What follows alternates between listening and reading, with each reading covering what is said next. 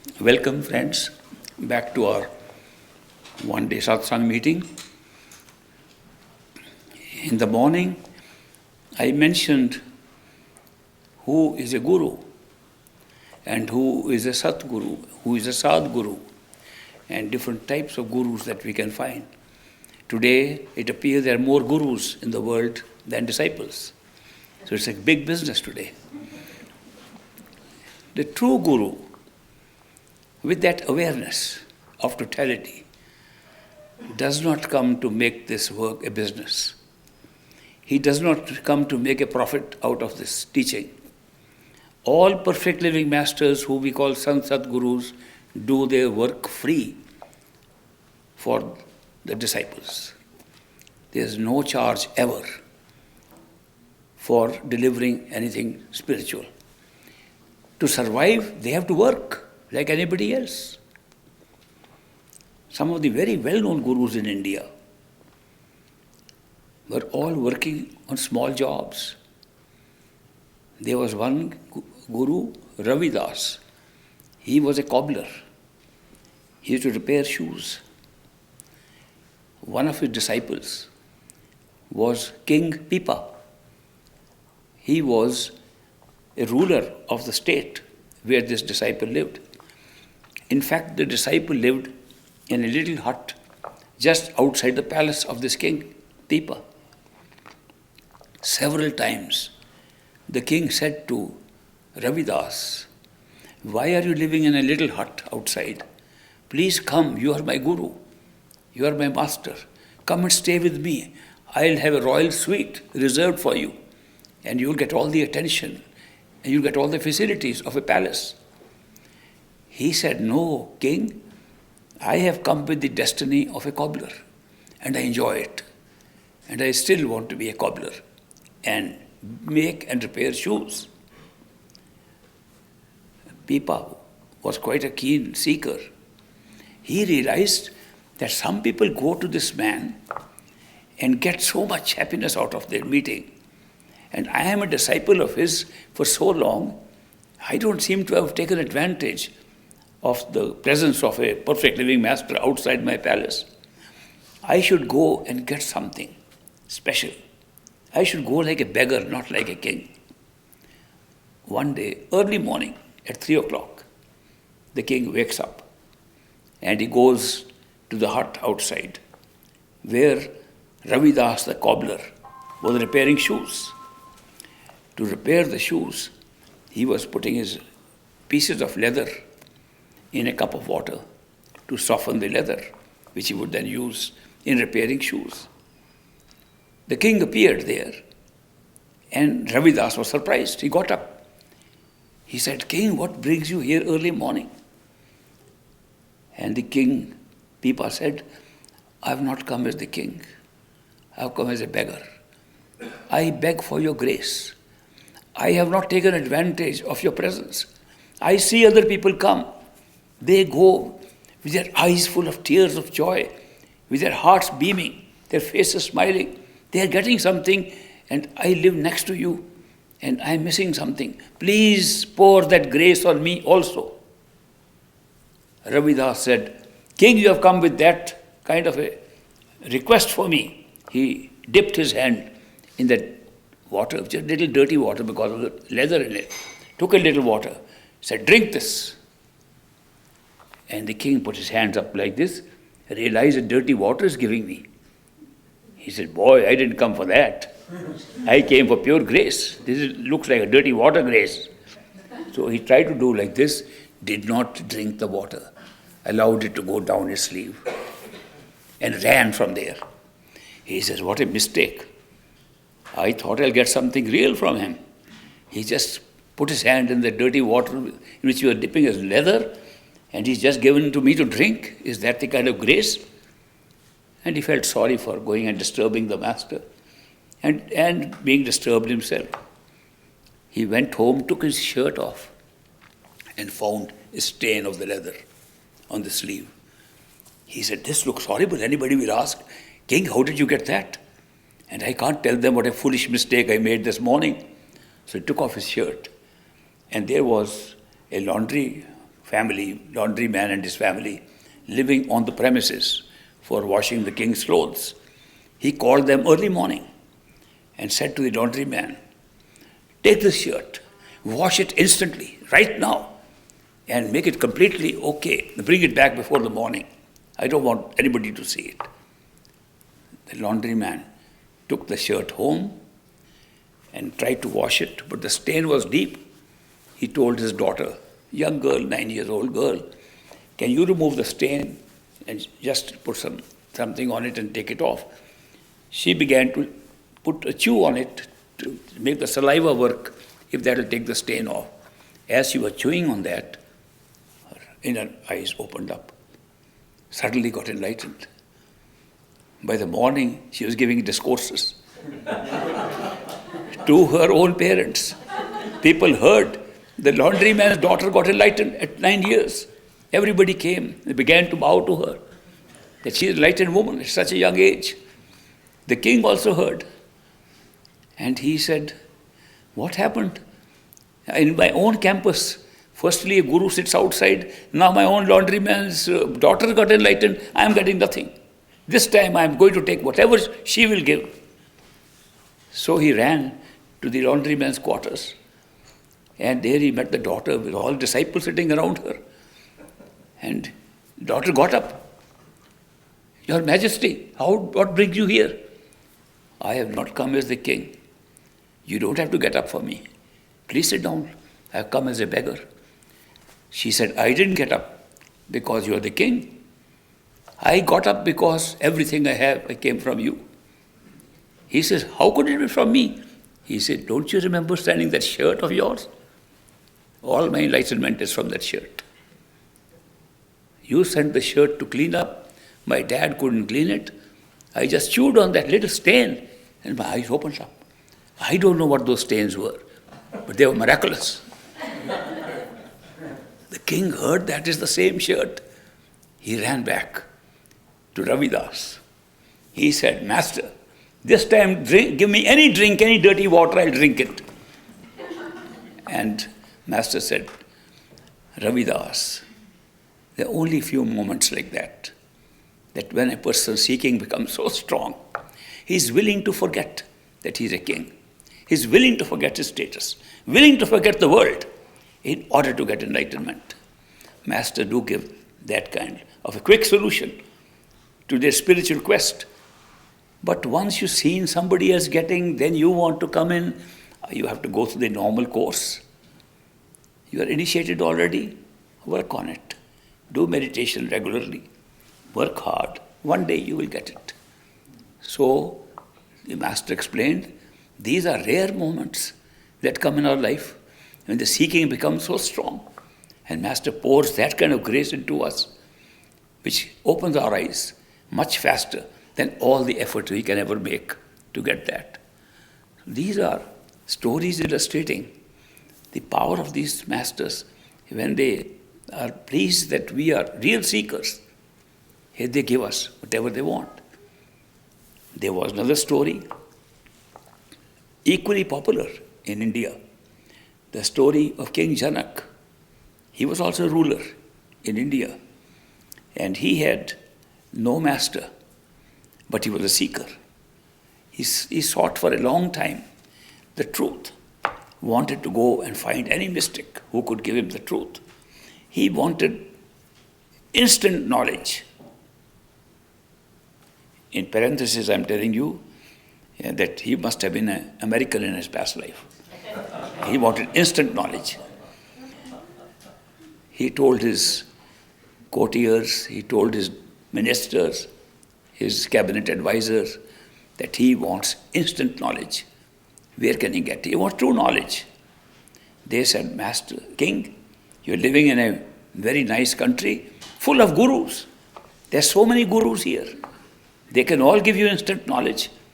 All you have to do is hold a big feast, burn some incense, have some sandalwood logs burning, because these things attract these holy people.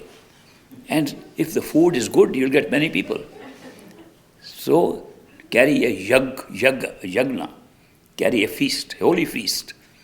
So the king organized a holy feast, and many yogis, yogeshwars, gurus, saints, holy men came on the invitation of the king.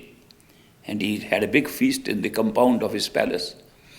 Then the king disguised himself like an ordinary tourist, that nobody should know he is the king.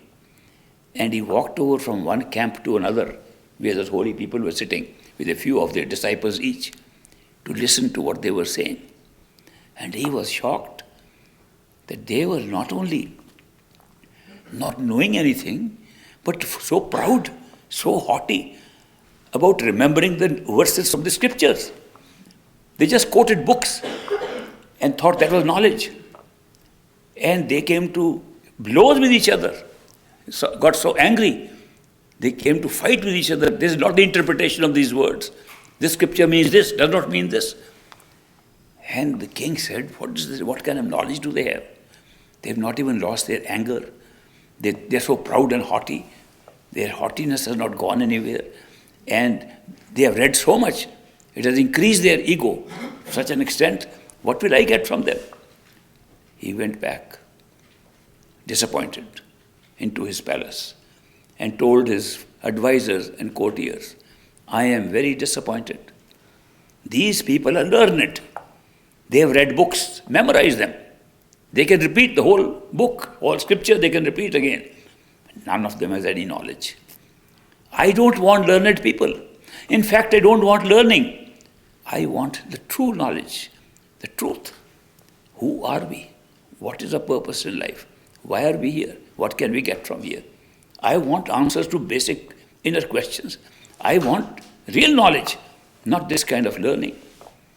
And the courtier said, advisor said, King, you only had a one-day event. This country is vast. There are many gurus who are living far away, and you have not invited them. Hold a 7-day event, and many more will come. He said, all right, let's have a 7-day event, a 7-day feast. And by beat of drum, message was sent throughout the country that all the holy men come, the king wants instant knowledge. And many more people came. The king set up small tents for them to live for 7 days, provided all the food to them, and a lot of food. So they all came in their own camps, in their own tents, and the king again disguised himself. And every day he would go around, listening to what these people were saying. It was a 7-fold repetition of the same thing. He found they are learned people.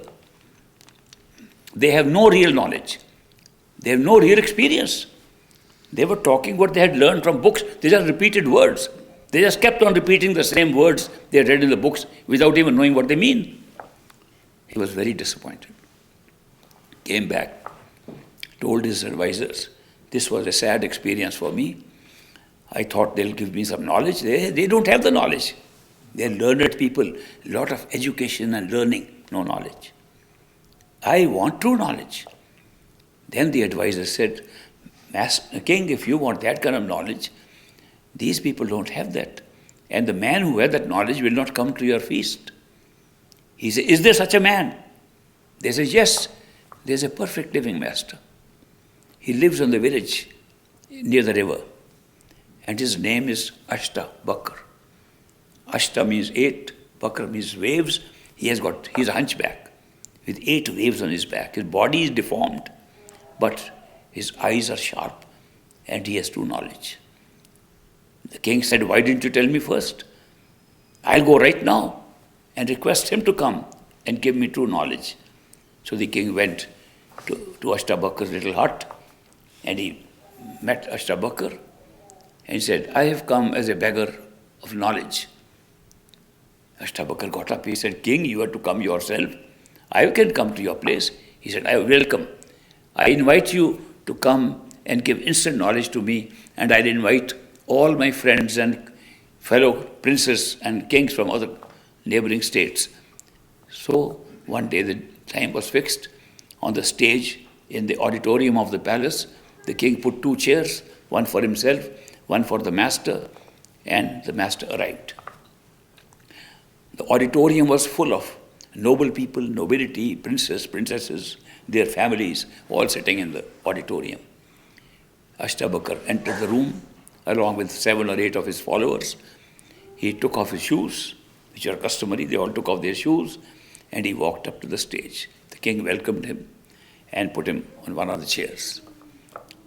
As he was coming, the people in the audience looked at Ashtabakar. This deformed guy, whose body is not even straight, has been invited to give us knowledge? What kind of knowledge will this deformed body guy do for us? So they were murmuring amongst themselves, looking at him. So when Ashtabakar sat down, he asked the king, "King, what is the price of leather today?" The king said, "Master, I invited you to give us real knowledge. What has the price of leather to do with it?" He said, "Aren't these all leather merchants sitting here?"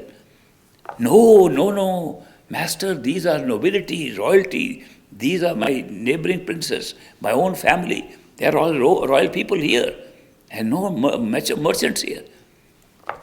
Ashtabakar said, "The way they looked at my body and my skin, maybe I thought they are dealing in skin and leather." Then the whole audience said, "This guy has some sense of humor." So they quietened down to listen to him. Then Ashtabakar said, "King Janak, what kind of knowledge do you want?" He said, "I want true knowledge. I want instant knowledge." Ashtabakar said, "Even an instant is some time. How much is an instant?" King said, "Instant is when I get up in the morning to go for a ride.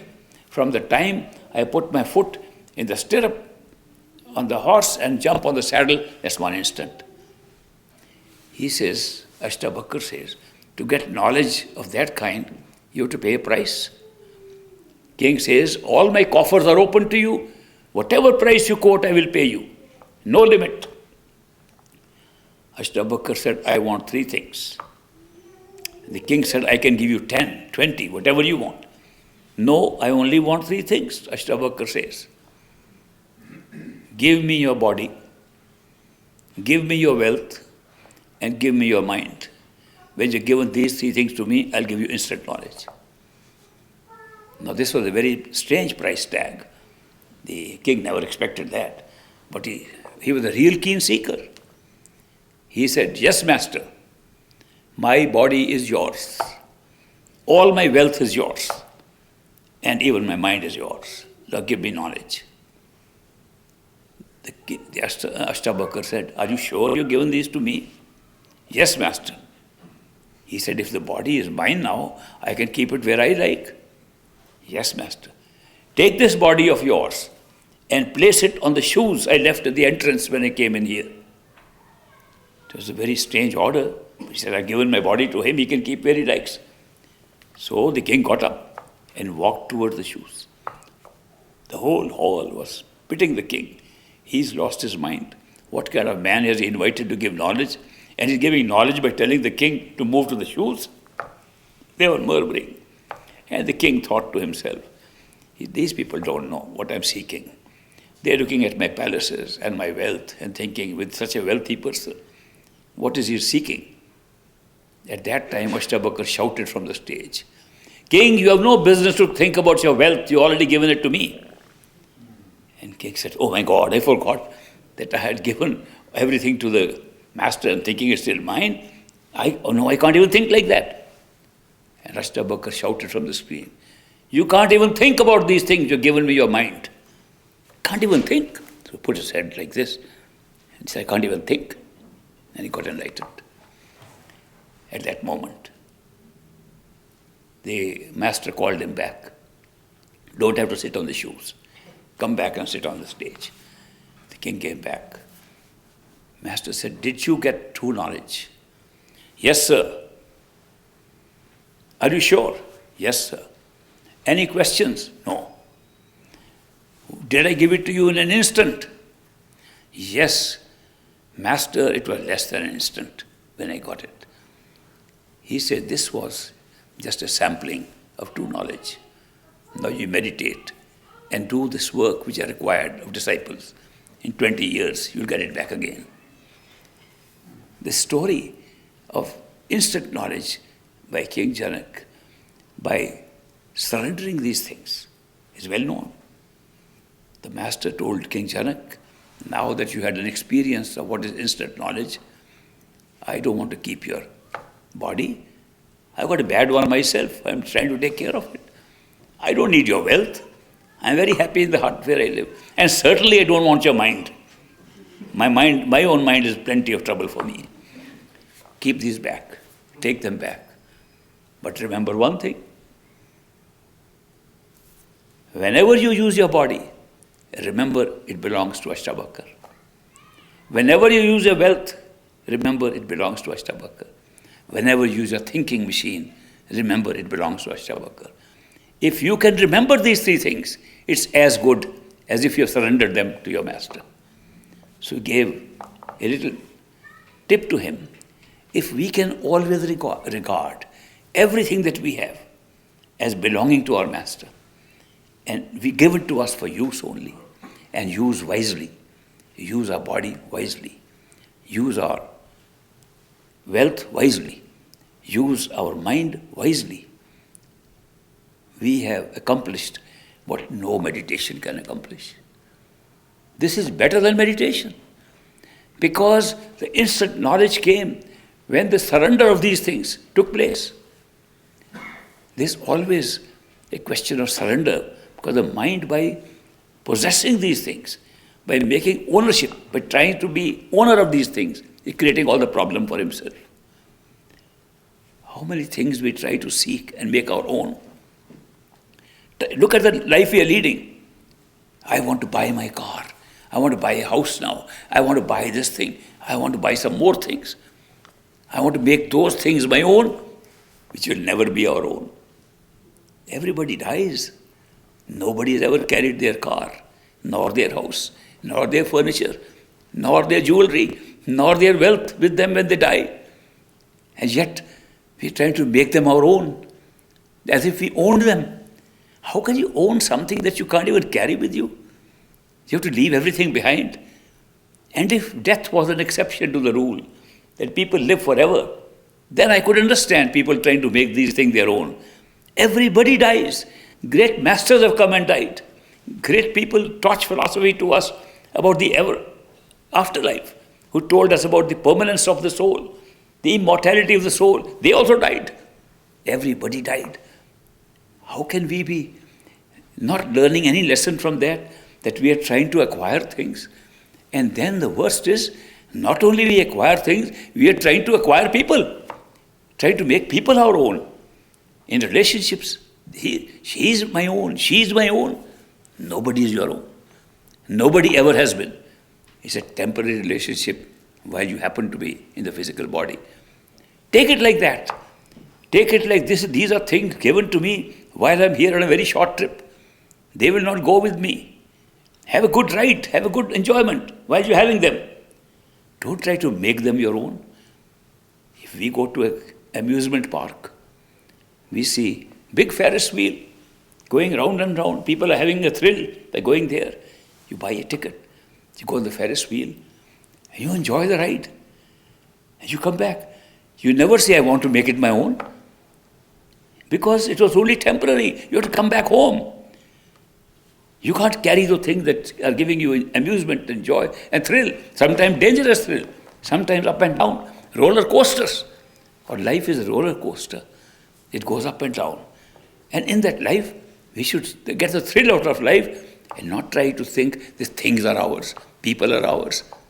None of them has ever become our own. There was a great king, Alexander the Great. He went about conquering country after country, even went to India from Egypt. And there, in order to collect the wealth, which was in abundance in the temples there, he looted that wealth and loaded his camels and horses, all with that wealth on it, and was marching back towards Egypt, Alexandria, where he eventually was buried. On the way, he got sick. He got very sick. And the attending physicians on him said, Alexander, your last moment has come. You cannot go home. anymore. He said, I am willing to give all the wealth I've collected to anybody who can give me a few days more of travel time so I can reach my own country, Egypt. And the doctor said, sorry, your last moment has come. Nobody can help you. He said, I cannot die. A gypsy told me when I was very young, a gypsy told me, unless this earth turns into silver and the sky turns into gold, you will not die. I got a boon of immortality. So why are you saying that I am going to die now?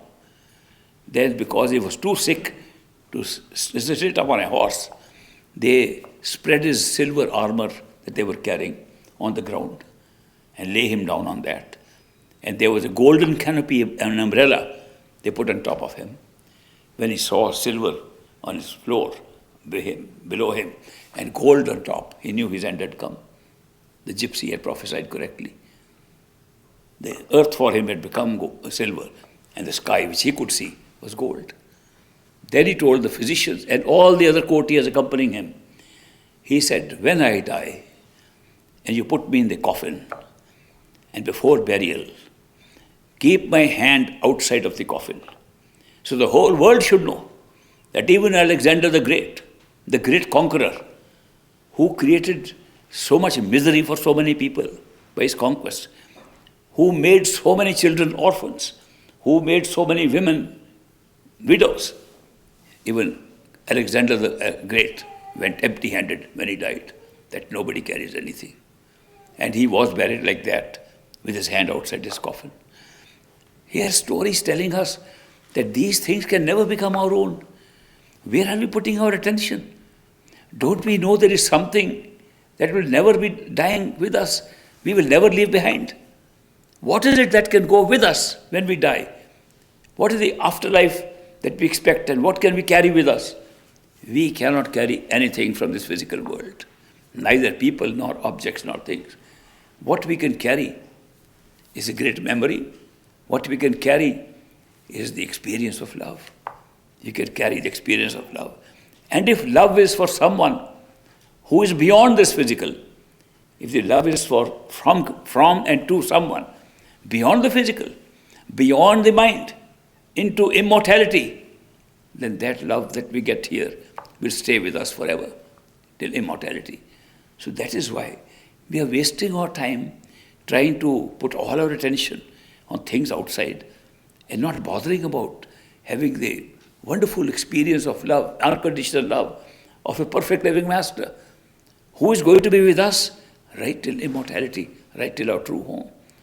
That is why these stories illustrate how important it is that we realize the real path, spiritual path, which is a path of love and devotion that takes us above the mind. All other things end at the mental level. So I am very happy that you came here. I shared this information with you, and because we have to leave this auditorium in 5 minutes, I am winding up. I could keep on telling you more stories, but you know, stories never end. And I tell you, so I can tell you a couple of jokes. Would you like that? Because I notice every time I am drawn into the serious talk, everybody becomes so serious. And if I talk a little more, they'll go to sleep. So to keep you awakened, I sometimes bring in a comic relief by telling the stories. And now I have plenty of stories thanks to a few friends who send me daily smile stories. And sometimes they send me now what is called random stories. And I store them in my iPhone. And I've got a new one. Because I have more stories to carry. It's bigger. I mean, I am really surprised that we don't need too big a phone to put more stories in. We need something different. Anyway, let me tell you a couple of stories before we go home.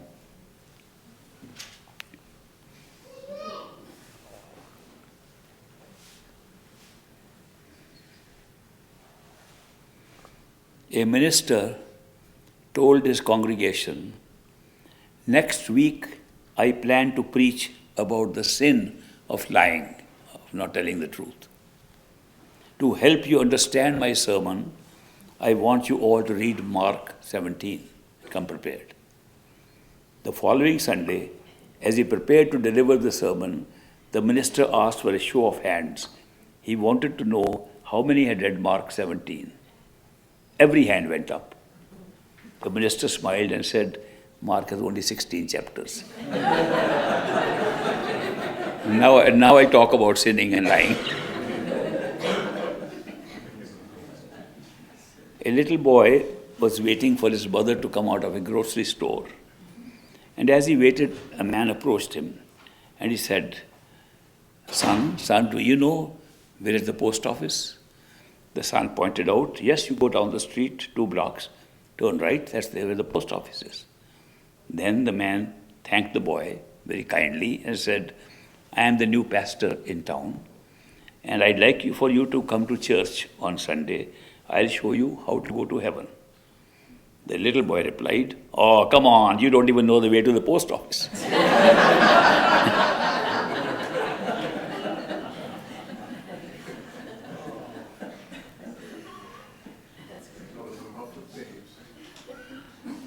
It was about a month ago when a man in Amsterdam felt that he needed to confess.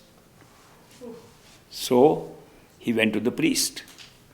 Forgive me, Father, for I have sinned. During World War II, I hid a refugee in my attic. Well, answered the priest, that's not a sin. But I made him agree to pay me 20 gulden for every week he stayed. A gulden is the equivalent of $1. I made him pay this money every week that he's staying in my attic. I admit that wasn't good, but you did it for a good cause, says the priest. Oh, thank you, Father, that eases my mind. But I have one more question. What is that, my son? Do I have to tell him that the war is over?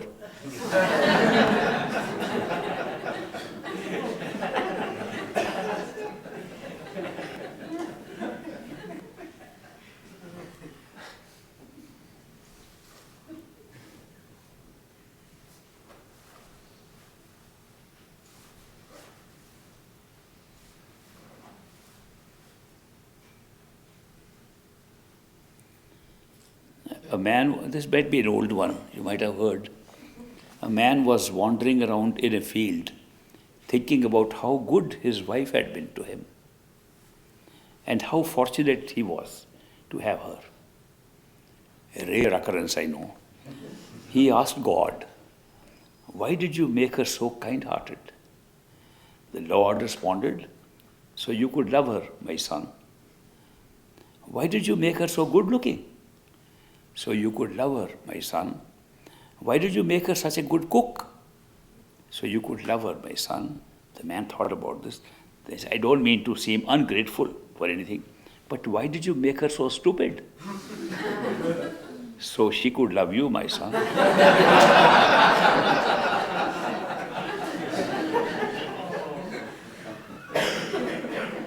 An engineer was unemployed and he couldn't find a job. So he opened a medical clinic. The doctors were making money. An engineer, he could not do anything. So he said, let me become a fake doctor. He put up a board outside his clinic.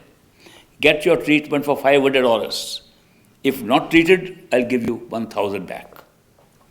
A real doctor saw that. He said, he's obviously a quack. I'll get some money out of him. So he walks in. Says, doctor, I have lost my taste in the mouth. Do you have any treatment for it? Engineers who's becoming a doctor says, nurse, please bring medicine from box number 22. Put 3 drops in the patient's mouth. So nurse brings, put 3 drops there. And doctor says, oh, this is gasoline. Your taste has come back. Yes, give me $500. He said, this guy was too clever. I'm going to get my 500 back. After a few days, he comes back. He says, I have lost my memory. I cannot remember anything. Do you have any remedy for that? I think I'm getting Alzheimer's. I can't remember anything. Engineer says, yes, I have a treatment for that. Nurse, please bring medicine from box number 22. Put 3 drops in his mouth.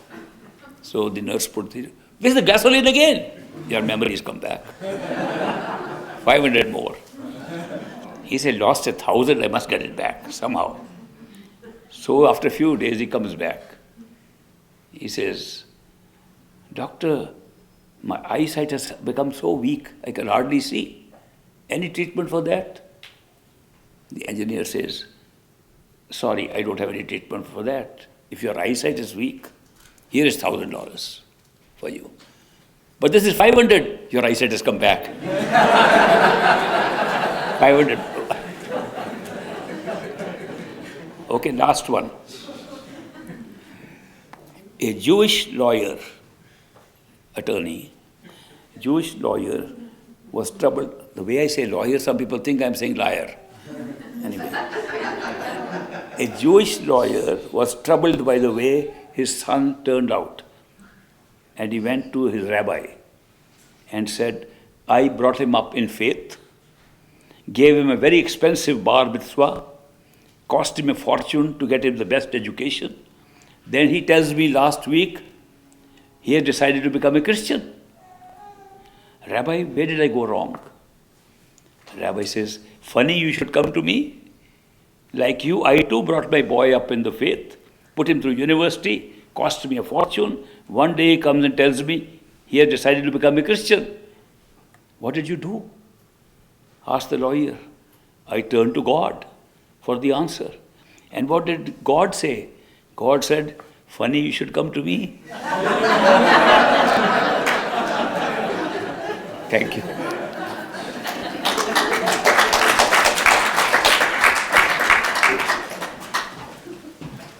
See you next month.